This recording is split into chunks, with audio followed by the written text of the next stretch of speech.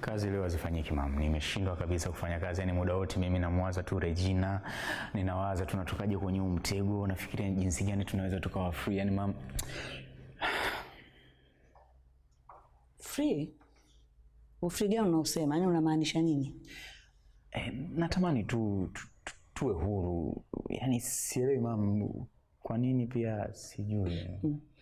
Chiki umuoe au? No mam, sijamaanisha hivyo. Kwa unamaanisha nini? Wewe unatakiwa uwe makini sana sasa hivi mwanangu. Naomba uwe makini mno kuliko siku zote ulizoishi humu ndani. Na leo tulie, usitafute namna yote ya kuonana na Regina. Mam, si Patrick ametoka, mimi naweza tu nikaenda mara moja nikamwangalia nikamsaidia. Mtoto, hebu sikizaga ya wakubwa kwanza. Nisikilize mwanangu. Hebu nenda ukalale kwanza, hujalala jana. Umeelewa? Usingizi nao ni dawa. Nenda mwanangu. Nenda. Nenda.